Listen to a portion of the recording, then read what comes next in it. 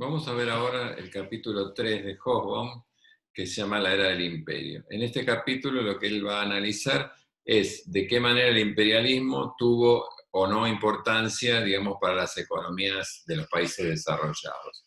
Eh, ¿Qué es lo que marca primero? Antes que nada, que este imperialismo es un nuevo tipo de imperialismo, diferente del imperialismo o de los imperios que se habían conformado a partir del siglo XV y XVI. Es decir, que antes de ese periodo se había habido un grado de expansión, pero no había habido conquista y anexión, que sí es lo que se produce, ¿no es cierto?, a partir de la década de 1870 y 1880. ¿Quiénes son estos países imperialistas? Básicamente los países industrializados de Europa, Francia, Gran Bretaña en primer término, Francia, Alemania, Bélgica, los Países Bajos, Holanda, ¿no es cierto? Y luego, en menor medida, algunos otros países, como por ejemplo, podía ser Italia, que entra tardíamente al reparto colonial. Pero lo que nos interesa, lo que le interesa resaltar a Hobsbawm en este sentido es que lo que se hizo fue sobre todo una repartición, ¿no es cierto?, de los restos de otros imperios, por ejemplo, de los viejos imperios preindustriales, sobre todo el de España, que tenía básicamente asiento en América, y el de Portugal, que había tenido principalmente su asiento en África y en Asia. Aunque algunos digamos, países dentro de Asia quedaron independientes porque se utilizaban, digamos, como freno entre los intereses, por ejemplo, de los ingleses y los franceses, como el caso, por ejemplo, del Imperio Persa o del Reino Persa, porque justamente dividía o amortiguaba, ¿no es cierto?, las tensiones entre Francia y Gran Bretaña. De todos estos, en realidad el que estuvo exento del reparto fue el continente americano, porque salvo, digamos, algunas pequeñas porciones, digamos, en el Caribe, ¿no es cierto?, que estaban en manos de algunos países, el resto de los países se comportaron, digamos, de manera independiente desde la década más o menos de 1820, ¿no es cierto? De hecho, la famosa doctrina Monroe de 1823 decía, bueno, que los países americanos se iban a defender de cualquier agresión, ¿no es cierto?, por parte de otras potencias. Bueno, pero lo que nos interesa a nosotros, entonces volviendo al periodo que nos ocupa, es que entre 1876 y 1914, una cuarta parte de la superficie del planeta fue distribuida entre 6 estados. O sea, 6 estados se quedaron con un cuarto de lo que era la superficie total. Eh, Apareció el término imperialismo, que en realidad era un término nuevo, no había existido previamente, y se empezó a utilizar, digamos, en el análisis de lo que era los análisis políticos o periodísticos. De todas maneras, no tenía connotaciones negativas, sino en muchos casos, al contrario, era como algo visto como una política efectivamente buena para los países. Todos los políticos le daban una connotación positiva.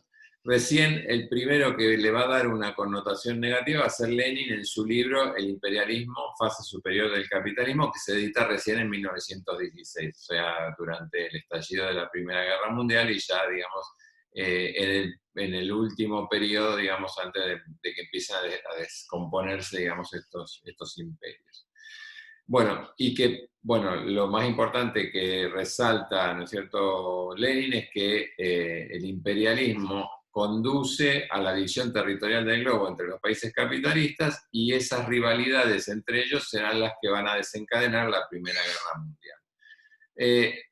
Los análisis de otros, digamos, no marxistas hacían o negaban que el imperialismo tuviera raíces económicas, es decir, que la explotación de los territorios fuera fundamental para el capitalismo o que hubiera tenido efectos negativos sobre los colonizados y no consideraban que hubiera sido causa, digamos, de la Primera Guerra Mundial.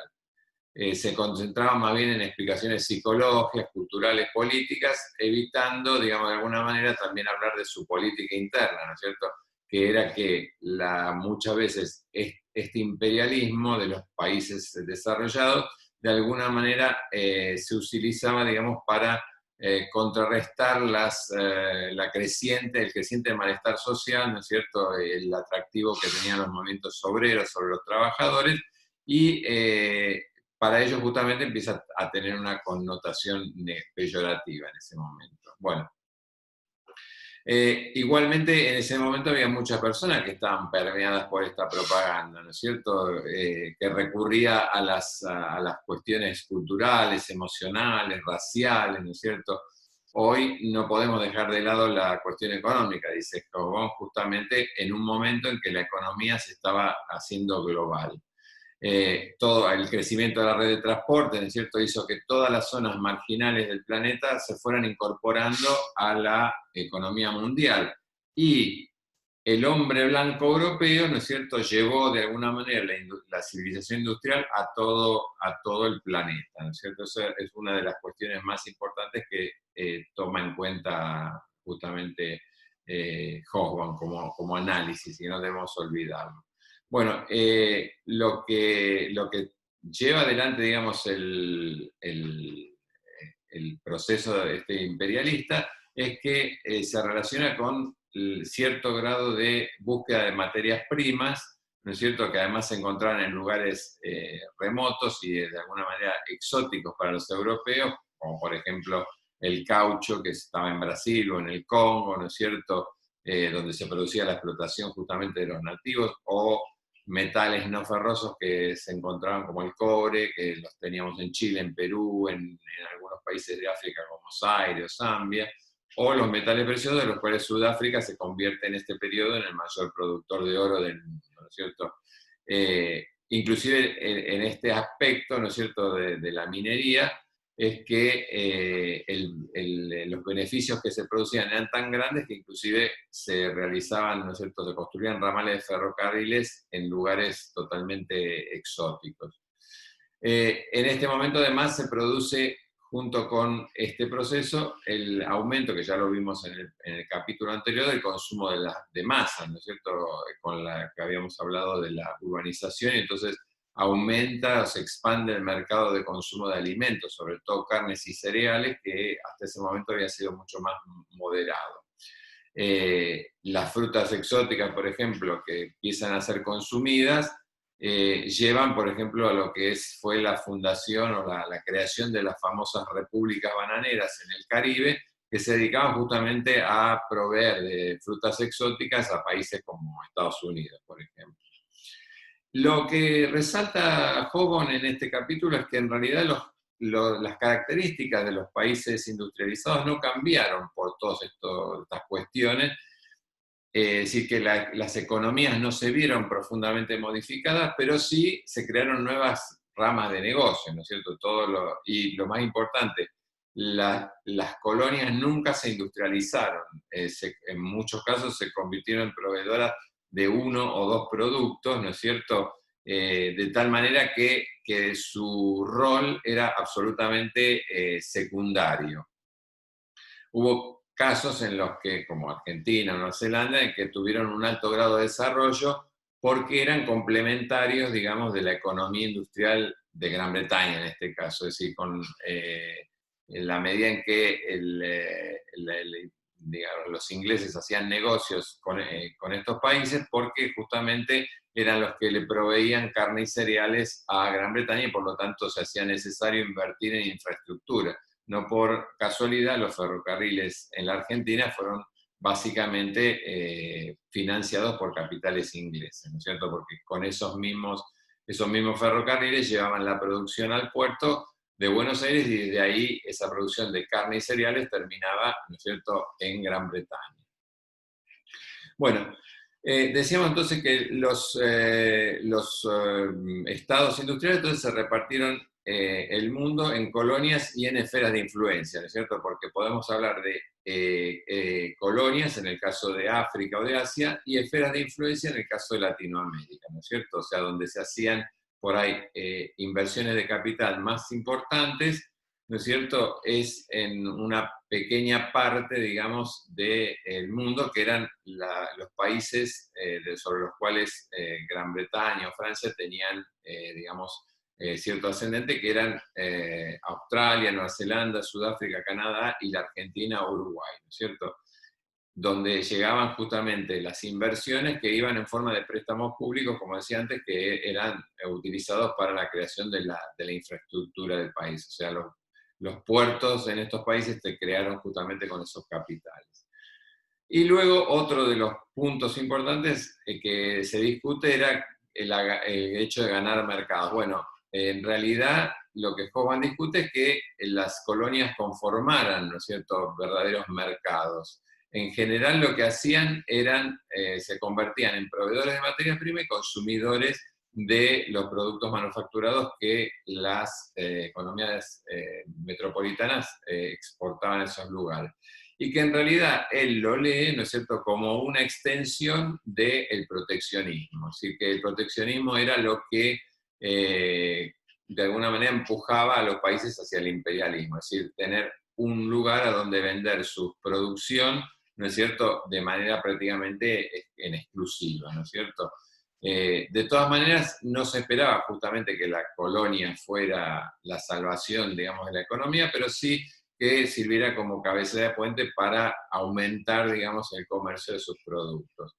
De hecho, había muchos conflictos entre los países colonialistas e inclusive digamos, la mayor digamos, adquisición de colonias, sobre todo, por ejemplo, en África, donde, bueno, el Pacífico fue prácticamente dividido entre los países y África también, y esto en realidad, lo que dice Hoffman, en realidad es que ellos lo que buscaban con esa expansión era frenar las ambiciones de unos y otros, así que en realidad tenía más que ver con, de alguna manera, evitar que se extendieran demasiado los países rivales.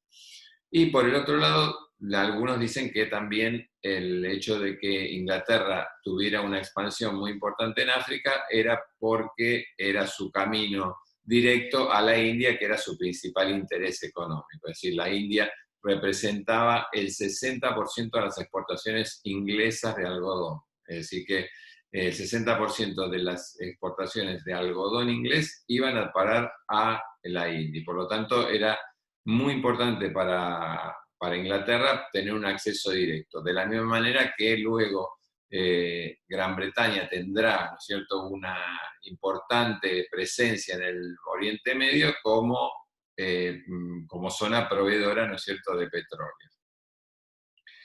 En este sentido, lo que recalca es que no hay que separar el imperialismo de la aparición de los movimientos obreros, ¿no? Uno de los principales promotores del imperialismo en Inglaterra fue Cecil Rhodes, que decía que si se quería evitar una guerra civil había que ser imperialista, es decir, como de alguna manera, ¿no es cierto?, era de incentivar el orgullo nacional a partir de la apropiación de tierras. Y acá entra, digamos, toda la cuestión cultural, ¿no es cierto? Y ciertas ideas que circulaban en aquella época, como las ideas del darwinismo social que recalcaban, ¿no es cierto?, la superioridad de la raza blanca o de las razas civilizadas blancas sobre el resto de los grupos humanos que eran considerados como salvajes o inferiores. Y entonces estaba justificado porque se imponía, digamos, llevarlos hacia la civilización y además el otro acompañamiento era justamente llevarlos a la verdadera religión, o sea, convertirlos al cristianismo, ¿no es cierto? Sacarlos de los cultos paganos. Así que bueno, estos eran las principales características, pero lo más importante es que lo que él recalca, ¿no es cierto?, es que la colonia no significa para la metrópoli, ¿no es cierto?, una cuestión fundamental, o sea, es más importante el vínculo para la colonia que para la metrópoli, es decir, que la metrópoli no depende, digamos, de las exportaciones o las importaciones que realizas hacia las colonias. Él lo que decía era, bueno, daba un ejemplo, por ejemplo, del azúcar, ¿no es cierto? Si un país, digamos, recibe el azúcar como Estados Unidos, el azúcar de Cuba, y Cuba decidía no venderle más o iniciar otro tipo de producción, en Estados Unidos podía ir a buscarlo en cualquier otro lugar, ¿no es cierto? En realidad, dice, hay el comercio de las metrópolis coloniales con África, Asia y Oceanía era poco importante, aunque se acrecentó, digamos, en este periodo, pero el 80% del comercio de importación e exportación era entre los países industrializados o desarrollados. Y las inversiones que salían de estos países iban a un número muy reducido de países, entre los cuales estaban básicamente Canadá, Estados Unidos, Australia, Sudáfrica y la Argentina, digamos, ¿no es cierto? Sobre todo en el caso de Gran Bretaña. El imperialismo era importante en Gran Bretaña por la relación con los mercados y la fuente de materias primas de ultramar, pero Hogan dice que las industrias en Gran Bretaña ya para ese periodo eran poco competitivas en los mercados de otros países industrializados. Por eso, Gran Bretaña se reserva el acceso privilegiado al mundo europeo, pero no solamente colonial, sino también a los países independientes, como los países latinoamericanos.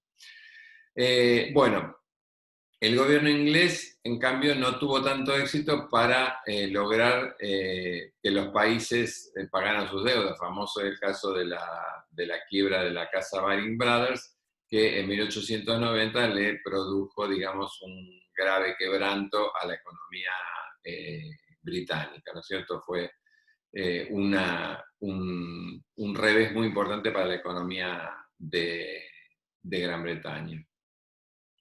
Bueno, para Hogan el colonialismo entonces fue la consecuencia de una era de rivalidad económica y política entre distintas economías nacionales que competían entre sí y que además esta competencia estaba intensificada por el proteccionismo que se había impuesto durante el periodo anterior.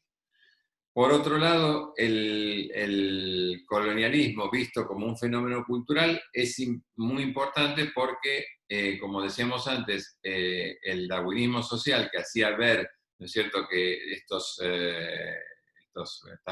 personas, estos nativos, eran inferiores, había llevado a que se crearan también escuelas y instancias educativas en las cuales se fueron conformando nuevas élites indígenas, muchas de las cuales se occidentalizaron y terminaron estudiando en los Estados Unidos. Él da el ejemplo de Gandhi como fundamental. Y en realidad lo que empezó a suceder es que esas mismas personas que iban a estudiar a los países, a las metrópolis, ¿no es cierto?, tomaban contacto con ideas más radicales, ¿no es cierto?, que tenían que ver con el socialismo y las ideas, digamos, de independencia. Los movimientos independentistas en realidad surgen primero en los países metropolitanos y luego se trasladan a los países, digamos, colonizados. Y por el otro lado, el otro tema que teníamos es que los intereses, digamos, los únicos intereses en los cuales se veía cierto grado de mejora en cuanto a lo que era lo cultural fue en el tema religioso, ¿no es cierto? Había una especie de interés por nuevas formas o por distintas formas de espiritualidad que venían de Oriente, o sea, como el budismo, ¿no es cierto? Mientras que las vanguardias artísticas, por ejemplo, ante el final del 19 y el principio del 20, tomaron elementos, ¿no es cierto?, de estas culturas. Famosos son la colección de máscaras que tenía Picasso, por ejemplo. Es decir, que había un cierto interés, pero siempre vinculado a algunas cosas muy puntuales. Y por el otro lado, la posesión de colonias significaba o le daba un sentimiento de superioridad, ¿no es cierto?, a los europeos, que se incentivaba, digamos, en las personas de las clases inferiores que se trasladaban a las colonias, ya que eran considerados, digamos, en sus países de origen como personas sin importancia, pero en las colonias tenían gente, podían mandar, digamos, a los nativos, y entonces había todo un sentimiento de superioridad que se incentivaba. Hogan da un ejemplo muy llamativo, ¿no es cierto?, para 1890, 6.000 funcionarios nada más británicos gobernaban la India con el apoyo de 70.000 soldados europeos, la mayor parte de los cuales ni siquiera eran ingleses o galeses o cosas, sino que eran irlandeses, que estaban bajo el dominio, digamos, querían sacarse de encima los irlandeses el dominio de Gran Bretaña, de Inglaterra, y otros tantos soldados reclutados entre los nativos, ¿no es cierto? Que eran, por ejemplo, los famosos Gurkhas, eran soldados reclutados entre los nativos. Bueno, esos son los puntos fundamentales del capítulo referido al imperialismo. Vamos entonces a dejar por ahora y seguiremos con las dudas que ustedes tengan en los foros correspondientes.